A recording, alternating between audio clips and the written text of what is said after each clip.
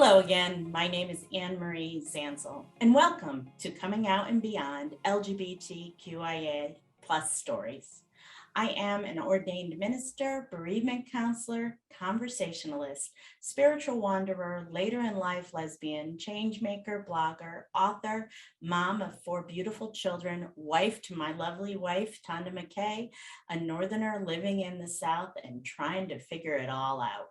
I share the stories of people who are coming out later in life to the LGBTQIA plus community and other queer stories.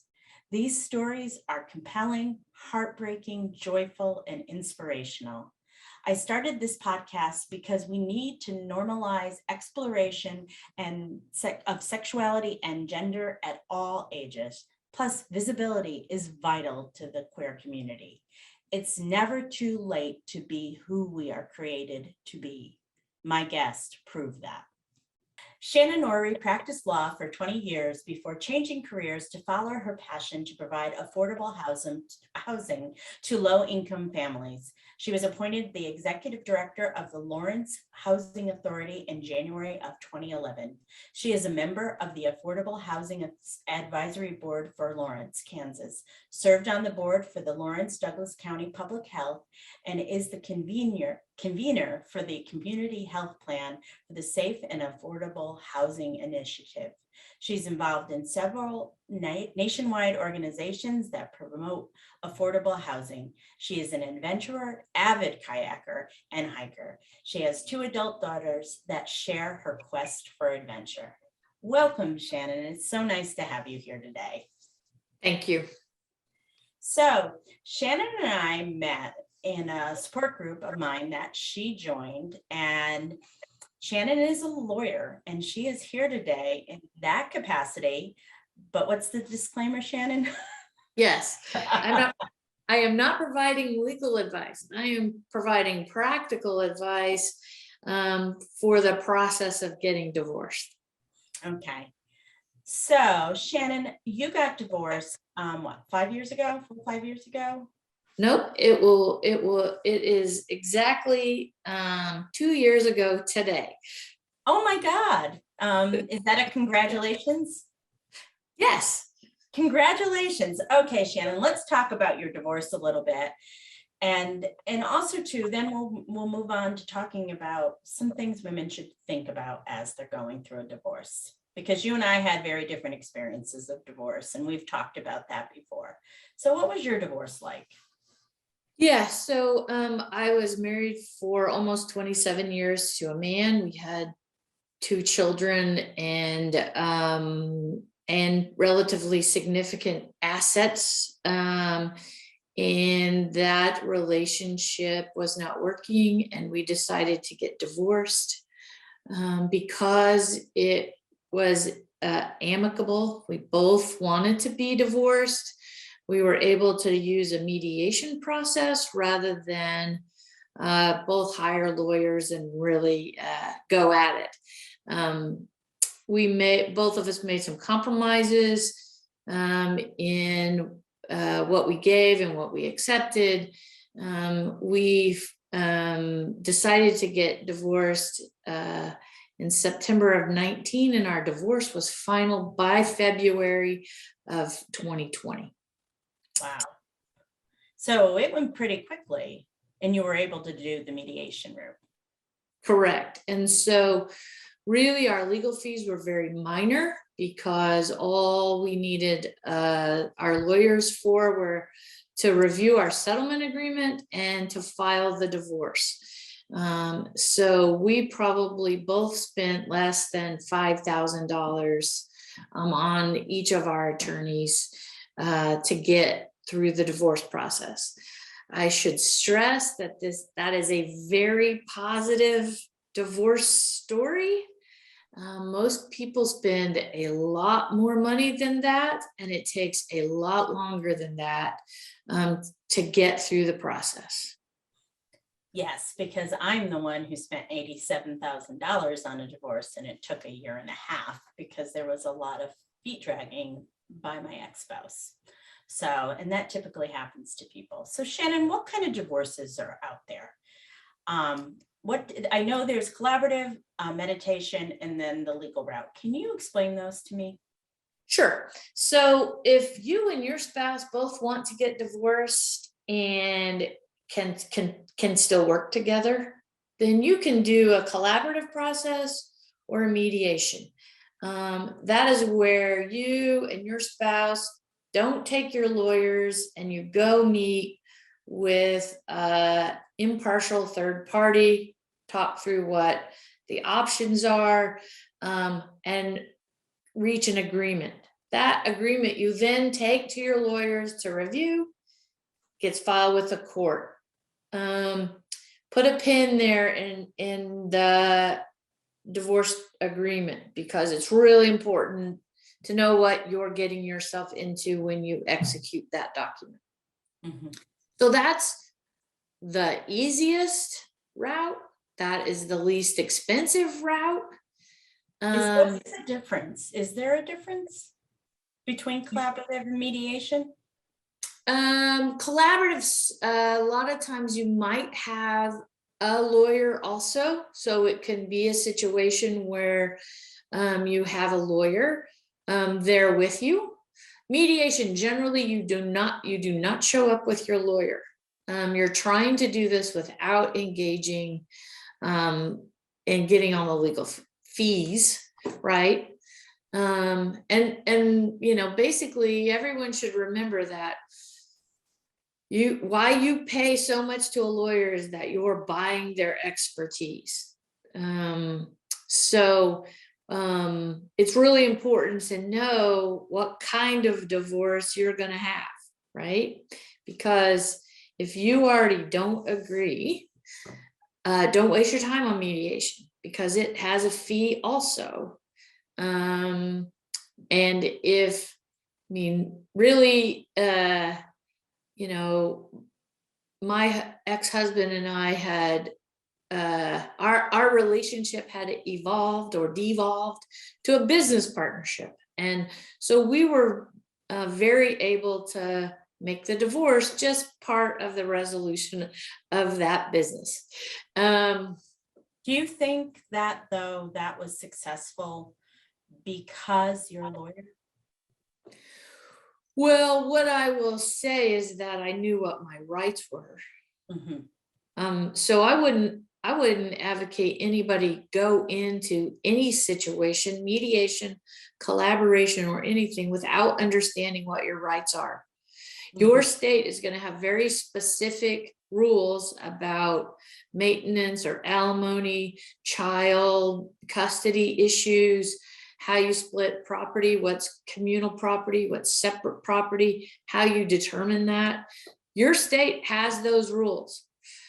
In the state of Kansas, we have a worksheet, makes it really easy. Lots of states don't have that, but if your state has that, it's real important to go get it and understand. Because what you don't want to do in a mediation is give up a bunch of rights you have. So then if you can't agree, right, you already can't talk to each other. Yeah. Let's talk about this, because you and I have inhabited the same world for a while, and we've watched a lot of people get divorced. I just want to go really quickly back to the collaborative and mediation. Would you recommend that once you get your documents, you have your own lawyer look over it before you file them with the court? Absolutely. 100% of the time. 100% of the time. Because the reason you pay a lawyer to do that is for them to say, hey, I'm in the state of Kansas. Hey, in the state of Kansas, you're entitled to this and you've waived that right. Are you sure you want to do that? You want that advice, right? And so 100% of the time you should have a lawyer. You should have your lawyer look at your settlement agreement before you sign it. Do not sign it until your lawyer looks at it. Those are legally binding documents. Exactly. And so don't sign it until you have a lawyer look at it. Divorce agreements are notoriously difficult to change once they've been signed, correct? Absolutely, because so I think the thing that's interesting about this area is that you're going to go through probably one of the hardest times of your life on two tracks. You're going to go through a legal process, which is just about the business Of the of marriage. the marriage and breaking up the marriage and Assets. recreating, Mhm. separate entities, right? And how you do that. You're probably also going to go through one of the most emotionally difficult times of your life. You probably need some help with that. So, I reached out to Anne Marie. Other people want to go to therapy. You need to also take care of that part. And you need to try to get to a place where you can take care of those issues, those emotional issues outside of your legal case. I want to say this no less than 5 times in this podcast, which is no one wins a divorce. And if you're coming in here and approaching it that you're going to win your divorce, you are going to lose a lot of money. Because the harder you try to win and extract your pound of flesh, or vice versa, your soon-to-be ex-spouse is trying to extract their pound of flesh from you, the more expensive your divorce is going to be. So get the emotional help you need somewhere else. Don't pretend you don't need it. And then try to work it out in your divorce. It's really hard to do that though, because it becomes very heightened for us, because a lot of women too also feel guilty. They feel, because I heard a statistic that 80 to 90% of all divorces are initiated by women, and good girls don't initiate divorces. So a lot of times women are very feel guilty, and so that's what you saw in the group you were in, and you were sort of stunned by it because it wasn't the way you approached it, and Right. and because you knew it was a business entity that you were dividing assets and creating two new entities from that, but people don't see it that way. A lot of people. It's like, I gave my life to this relationship. I did this, I did that. He earned the money. It's all kinds of things. I love when women say, oh, my husband is going to give me a settlement. And I'm like, no, you guys are going to split your assets. Yeah. He's not giving you anything. Yeah. Well, and you'll hear it also. My ex-husband or soon-to-be ex-husband is saying, I'm trying to take him. Right? Because what I can tell you is the person who is going to have to share their income with their soon-to-be ex-spouse is not going to be very happy about it. No matter what the agreement was that you all both agreed to, that you would stay home, that you would have the gap in your career, that you would lose out on being able to save for retirement, and the two of you would share his or her retirement, right? Because that was your unit. And so the law entitles you to many things if that was your arrangement and you're coming out of a long-term marriage and they're not giving you anything. You are entitled to it because you've made an agreement. But kind of going back to what you said is, I still needed emotional help. It was terrible for me. And I know it's a business, and I tried really hard, wasn't 100% successful, but was mostly successful in trying to keep my emotion and my work that I needed to do in that area separate from my actual divorce. Because quite frankly, by the time you're to this place, they can't be your primary supporter. They can't be that person. And I think what we saw in your group was also because those of us who are coming, to this late in life, and we've decided that perhaps we want to take our life in a different direction, right? I think you and I got to the place where I refer to myself as a woman who loves women. We feel guilty about that. I mean, straight women who are divorcing feel guilty because they are the primary caretaker of the family. So do queer women. Yeah. We get divorced. Like, yeah. But the person it was your primary job to keep this unit together and cohesive and happy and healthy and safe and self-actualized, and all the children with the right amount of vegetables and all the doctor's appointments and everything. That was your part of your life job. Even if you had a job, I always had a job outside the home also, but that was still my job. And so when you are the person initiating the dissolution of that unit, there's a ton of guilt. When you're, initiating that dissolution because you've fallen in love with a woman and you've added more layers to this situation that make it hard for everyone to adapt to that change, that's even a whole nother layer of guilt. Yeah, it's another couple of maybe 10 layers that you're adding to, depending on your life situation, how old your children are, all those things.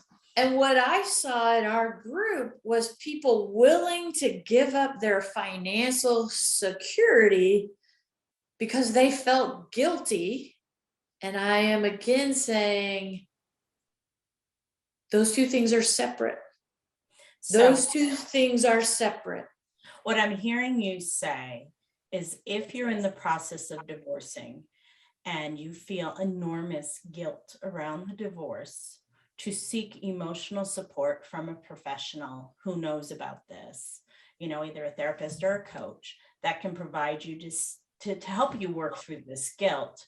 So in the long run, you don't jeopardize your financial future, and by extension, your children's financial future with you. Because that's a lot of times people forget about that.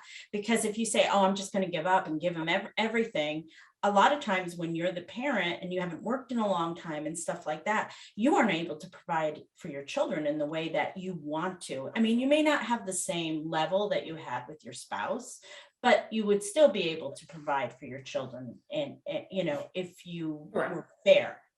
So couple of questions. I know this is a whole can of worms. Child custody, child support. What's your best advice about that? If somebody is that's separate from the dissolution of your marriage. So a lot of people don't know this if you've been married for a long time. So the child support, child custody agreement is different from, the child support is in your divorce resolution, but the child custody, all those things are decided separately. Your advice? Yeah. So, the Supreme Court of the United States has recognized that same-sex people are entitled to be married. And just because you might want to be married to a same-sex person as you does not mean you are unfit to have your children. And most states, unfortunately not all states, but most states will not allow that to be used against you. What can be used against you, right? like you've abandoned them, or, but that's true no matter who you are. If you walked out and you left your kids, that can be used against you, right? So what if a woman moves out of the house but she's still seeing her children? That's not abandonment. Okay. What's abandonment? Abandonment is basically like you left the family home, and instead of moving 4 blocks away and your kids come back and forth, right? It's like abandonment is you jetted off to Vegas, never came back. And didn't leave a forwarding address. And you call your kids like once every 3 weeks, right? I mean, it's the same kinds of things, right? You made no financial arrangement for them. You've made no effort to see them. You've made very little effort to contact them. That's abandonment. Okay. All right. You wanting to have a life is not abandonment. So yes, but it's very separate. You're going to need to all states, the rule is what is in the best interest of the child. Every state, that is the standard. Most states default now to a 50-50 custody situation. You can arrange what you want, right? As the parents, you can decide. Please don't use your children as weapons. What does that mean, Shannon, when you say that? Well, yeah. Sometimes the divorces are so acrimonious that people talk poorly about the child's other parent, or they withhold letting the child see the other parent, or they try to do things to sabotage the other parent with the child. What happens there is now you're causing long-term damage to your child, right? Again, you are not going to win a divorce. There are no winners. There are survivors. And please make sure your kids are in your lifeboat with you. Not. So I hear this a lot. What does someone do when it is very clear that the other ex-spouse, is not taking care of the children? Not taking care of the children to your standards, but like neglecting them. If they have them, they go out and leave them alone. Things like that. They get sick and they don't give them any medication. How do you deal with that? It's very hard as a parent who loves your children to see a spouse neglecting. It may not be abusive, but just neglectful and not great parenting. What do you do? What's the recourse there? Yeah, so it all depends on the magnitude, right? I'd say the first thing you want to do the minute your child is old enough is to give them a phone so that they can reach you when they need to. And you can say to your child, if you're ever afraid, call me. Right? And then what you do with your ex-spouse at that point, or soon to be ex-spouse, is you say, hey,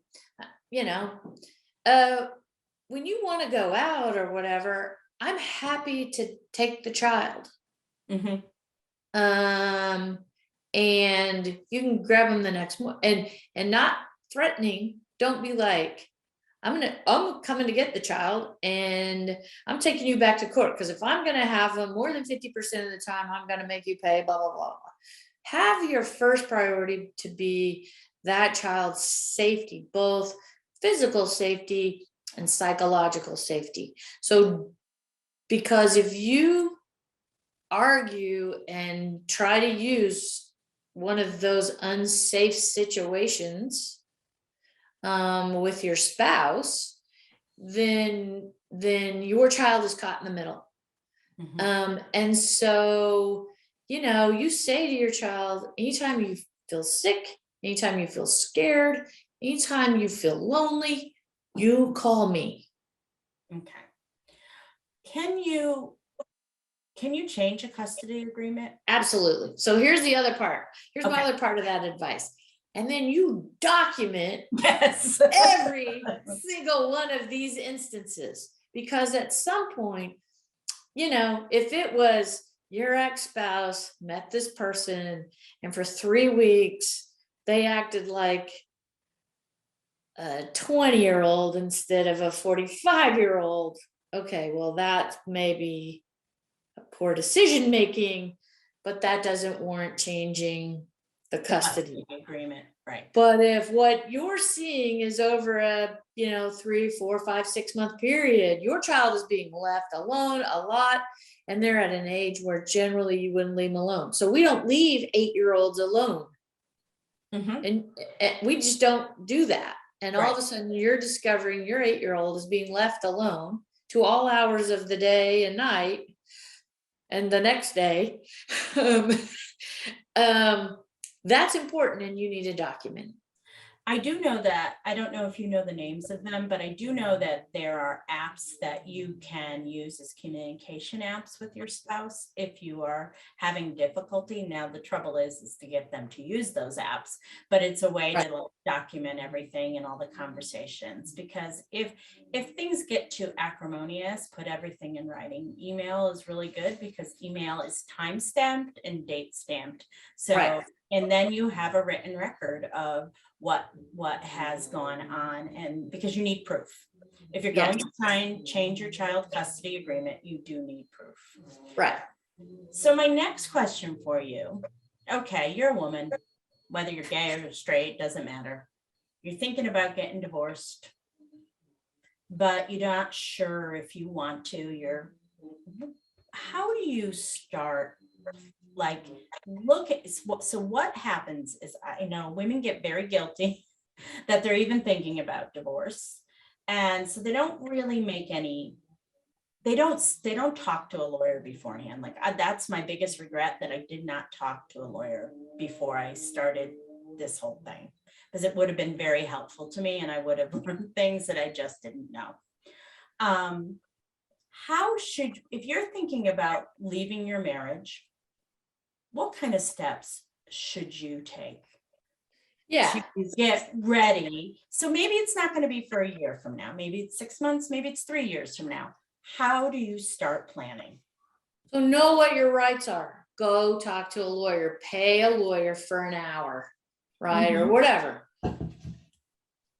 It's a couple $100. It's worth every penny. Do some lawyers give free consultations? Yeah. Okay. Some people give free consultations. They'll tell you what to do and what not to do, right? As you get prepared. Make sure you have all the documents. So you need all your tax returns. You need to, if you're not the one who handles your finances, some afternoon, you need to take all those documents and make copies of them. How about passwords and sign-in logins? How do you I know clients that their husbands handle everything. They don't even have the passwords and logins to things. Yeah, just go to your bank. Just go to your bank. If you're on the account, they'll print you out, right? Okay. A statement. Hang on, we're about to get joined by a cat. Yeah. So what other things should people do? Yeah, I mean, if you have been out of the workforce for a long time, you need to start thinking about what you want to do. And before you file, I'd get in school. Or return to work if you want to. Yeah, or return to work, or get some training, or do something, right? Mhm. Because remember, as you approach this, your financial and your emotional life are going to be in upheaval. Mhm. If you have a job that provides you some security, you're going to be in a better situation. Mhm. Mhm. Yeah. And so, just, I mean, here's the thing. I wish that, we taught people is that everybody needs some skill, no matter if you stayed home, no matter what you've done, you need a marketable skill. Mhm. And it is really important, not just, for you, but for our society, that one, we make traditionally men take some of the child rearing responsibility. Mhm. It's really important. It's better for everybody if they bear some of that responsibility. It's better for our children. Correct. And also Shannon and I right now are talking about traditional marriages, but this is also true if you're a gay couple and you are married as well. It's not good for like one of the spouses just to take all the responsibility of rearing the children. It's got to be both. Or for the financial health of the Family, exactly. Both parties should be sharing that. You can divide that up in a way that makes sense for you, right? So maybe it's a 60-40, or maybe it's a 75-25, whatever works for you. But having experience, even if you've only worked part-time, is way better for anybody than if you have a huge gap and you're thinking about getting divorced before you've established a new marketable skill. You're really putting yourself in a precarious situation, and I would not recommend that. Can you talk a little bit about child and spousal support? Right. So spousal support is the new word for alimony. Correct. Or Yes. in my state, it's called maintenance. Okay. Right. Mm-hmm. And so what happens? I'm just going to use my own as an example, but basically, depending on the length of your marriage and the differential in your income, the spouse that has a lower income or no income will be entitled to maintenance or spousal support, depending on kind of a formula. We have a formula. And that is what the law says you are entitled to. You are not taking anybody, right? You are entitled to it. Mm-hmm.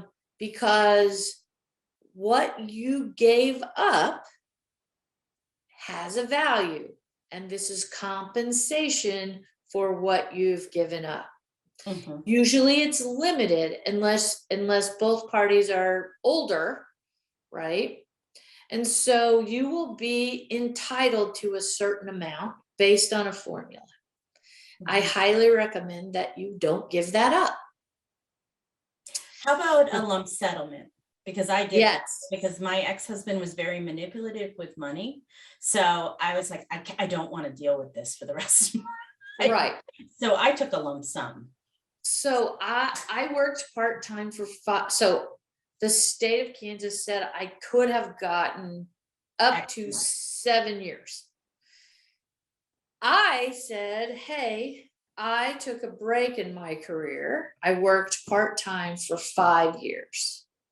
I will take that 5, but you're going to pay me a lump sum of that value, because I don't want to have to hassle with you every month to make a payment to me. So I will discount what I'm entitled to for an upsum lump payment. And for emotional peace of mind. Correct. Yeah. And that is something that you want to discuss with your lawyer about because here's the thing. Hopefully this is your one divorce. Maybe you've had a couple. Yeah. right? Your divorce lawyer has seen hundreds, Thousands sometimes. right? Yeah. They know a lot more about what's possible, what's the upside scenario, what's the downside scenario. They're going to be able to advise you that, yeah, that sounds like a good deal. If you can get it all up front, you don't have to worry about, you don't have to ever pay a lawyer to take them back to court to get paid. Mhm. Right. Right. And one thing that I did learn going through my divorce is, a lot of times the women we work with will say, "Oh, my husband said that I can't have half of his retirement," and it's like, okay, I just wanted to, like, everything is negotiable, right? Well, that and that's not true. Okay. And do not take legal advice. So you're saying what your husband said, like, like when I said my husband said I can't have half of his, you're Correct. saying that's not true. Okay. Okay. That's not true. Okay. That's not true. There are some things you're not entitled to. They're considered separate assets, Mhm. right? So he inherited something. Yeah, or- inheritance is often a Yeah, separate. that kind of thing. But don't take legal advice from your soon-to-be ex-spouse. Husband, spouse. Don't take legal advice. And also, I'm going to be really honest, don't go into Facebook groups and take legal advice. No. Don't take it to your friend, from your friend, because everybody's divorce is different and there are that's why I know everybody, I'm sorry, Shannon, I know people are real hesitant around lawyers, but that's what they're there for. That's Right. And there's some wonderful lawyers out there that are yeah, and you want to be careful about finding a lawyer. yes. You want to talk to friends and their experiences. Do not Google divorce lawyer in Paducah. I mean, don't get a lawyer that way. Talk to people. Go find somebody who's good. Go meet with them. If you get a bad vibe, trust your gut. Yeah. Same with therapists, right? If you Right. get a bad vibe, trust your gut. Don't hire somebody. Yeah, and sometimes I always advise clients to go and interview 3 or 4. I mean, you may find the first one, if you really jive with somebody, and also too, when you're talking to friends about divorce, one thing people complain about a lot of the times is timeliness and responsiveness of a lawyer. I hear that a lot, like my lawyer won't email me back, or he won't call me back, or she won't call me back. When you're talking to your friends about lawyers, ask them, were they timely? Right. Did they answer your phone calls if you called up and were upset? It may not be right away, because a lot of times they're in court or they're doing something else, and you may have to schedule a call for like a couple of days, but that they respond to you. Like, you are a valuable client and they respond to you. Right.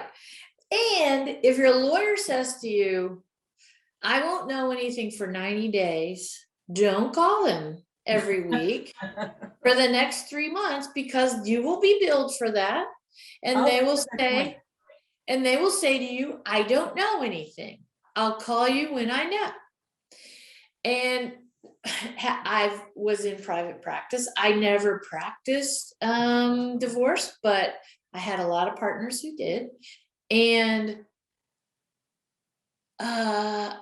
we are not qualified to be therapists. Do not call us and talk to us about your personal issues, or that he's dating your ex-best friend or whatever, because you're paying a premium to talk to us. And all you should want to talk to us about is our expert legal advice.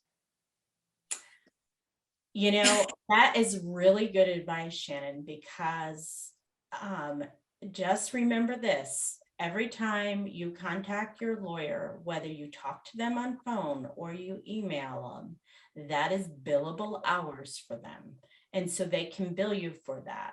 And so I agree with Shannon. I wish I had I wish I'd heard this podcast before I started to get divorced, because, I did my therapist, That's a Freudian slip there. My lawyer was a little bit of my therapist, because she was also queer and a lesbian. And so she, we talked a lot about that stuff. I don't know if she billed me for it or not, but, I probably shouldn't have done that. I should have just stuck to the financial part of the process, So that's great advice. Yeah, our expertise is the law. Yes. Right. Yeah, and I'll tell you a story afterwards. So Shannon, any last words about divorce that I missed? Yeah, so going back, so what isn't amicable? So your ex-spouse has basically said, this is war. We're going to war, even if they don't use the word war, but I'm going to fight you for custody. I'm going to fight you for every dime. I'm going to fight you, whatever. Then you need I'm like, you need the biggest, baddest lawyer you can find. And lawyers are different. There are lawyers who are good with the mediation and amicable side, and they work well. There are lawyers who are, this is war. And if your spouse has one of those kind of lawyers, you go get the next biggest, baddest hired gun you can find. Do not bring a knife to a gunfight. Okay, it made me think of another question, which this is something I learned along the way, but what if you're a woman saying, but I'm not going to be able to afford that lawyer. I can't go and get that lawyer. I can't afford that. Can you talk a little bit about that? Yeah, that can be part of the negotiation and the resolution of your divorce, right? But here's the thing is, how do you know your spouse is doing that? Your spouse alleges in the petition you're not safe for the children, or you have a drinking problem, and you don't, right? Please, if you do have a drinking problem, you need other things, but all of a sudden your spouse is making all these false allegations about you and that kind of stuff. Someone is going to evaluate that claim, usually the judge. And you need someone,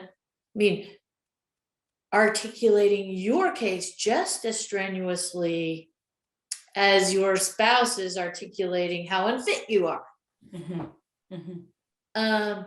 And so you figure out a way to pay for it, because the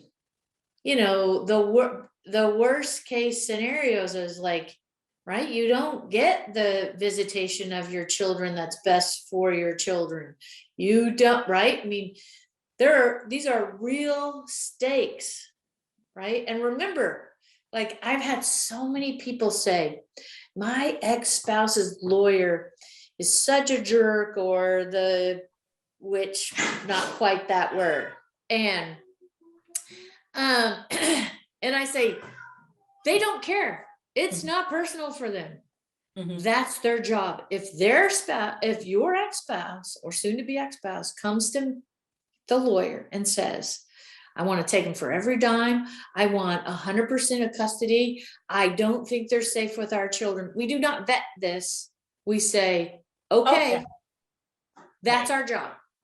So this is not personal for the lawyer. This is business. And if your spouse has told them they are willing to go to the wall and they are paying you to do so, that's what's going to happen. And the judge is the person who has to then decide the truth of the matter. The lawyer doesn't. And so people need to not be like, well, we were in the same PTA group with that lawyer. That it doesn't matter. Yeah. Their only obligation is to their client. That's their only, it's not to be fair. It's not to do anything. If their client says my soon to be ex-spouse has a drinking problem, I don't think the children are safe with that person. The lawyer doesn't be like, well, Yes. let Prove it to me. They don't. yeah, prove they're it. not- They, they're they not don't they don't say that. They say, okay. okay. And they, yeah. I've heard people do some really creative things over the years when pursuing divorce. I had actually one client who was going to get an inheritance from her parents when they passed. They were still alive. And she went to her brother and they made an arrangement that she got her part, like a portion of her part of her inheritance so she could pay for the divorce. Sometimes people do go to relatives and ask them. I know Right. my sister, I have two sisters. One of my sisters helped my other sister to get the divorce. She got money from her. So there are often people that are willing to help. You may have to pay them back, of course, but there's all kinds of creative ways people do that so they can get the best lawyer possible. What and I'll tell you that, I mean, if you protect your financial health, then you will be able to pay that back over time, right? Or pay over time. Whereas if you sacrifice your financial health because you don't stand up for your rights and you don't get what you're entitled to, and you know and you use a lawyer that you don't want to pay so that they don't do the work that you need them to do, or they're not qualified to do, that will pay you back over time. Right? And it will be terrible. And so, yeah, up front, it might cost you, but over time, protecting your financial interest is really worth the cost. Yes. And I hope for everybody you can do it, in 5 months and amicably, and it doesn't cost you very much, but that's not going to be everybody's reality. And so being able to kind of look at what your situation is and make decisions based on your own self-interest.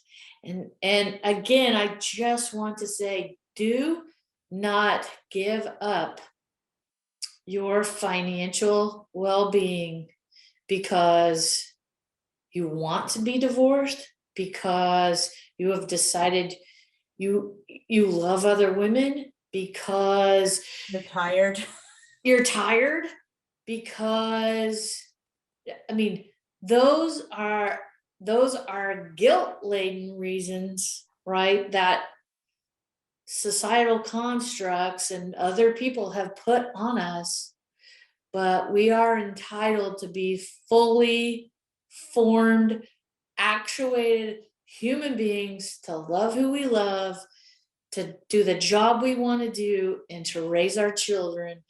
And because that's the choice we want to make, we do not have to sacrifice our financial well-being. Beautiful.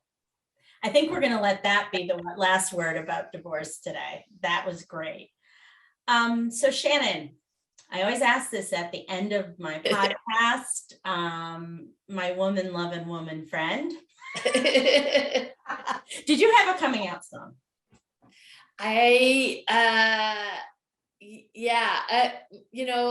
kind of like all mixed up with my divorce and all of that, but the song for 6 months, the first song that I got up and listened to is by Chumbawamba, I Get Knocked Down. I Get Up Again. That's a great divorcing song. And then followed by Lizzo's Good as Hell. That's great. I love that. I haven't heard anybody say Chumbawamba yet. That's a great song. I love that. Have you had a book or a movie or something that has inspired you? And it doesn't have to be in regards to coming out. Yeah. So a book by Frankel, it's called Man's Search for Meaning. And it really was earth changing in this for me, in the sense of he was a Holocaust survivor, and he just really talked about the interlife of a human and how to maintain your humanity in the worst possible case scenarios, and sort of what he saw in the concentration camps about sort of who survived, and it was people who continued to make connection, who had a sliver of bread and shared it as opposed to hoarding it. And it really touched me, and I just try to take that philosophy of abundance, both in life. There's enough love to go around, there's enough stuff to go around, there's enough to go around, and that if we come at it at life from that approach, that we are happier. Absolutely. So how would you describe, I mean, I know it was a real tumultuous 3 years for you. Just describe your life today. Yeah, so the great thing is I would say I've reached a place where I'm at peace with my with my past, with my divorce, with my life choices. I am to a place that my children are grownish, right? They're out there and living their own lives, and so I have the opportunity to for the first time in a very long time to get up and say, what do we want to do? Now, what do I have to do? What do we want to do? Yeah. And yeah. I have a job I love, and I have really good friends. And, I would say that I've developed a pretty robust gratitude practice, because one of the things about going through a really tough time is, what you discover is that I had really good friends before. I've made really good friends and supportive friends through your group that have helped me in a way that my friends from kind of my former life don't really have the expertise to help me with.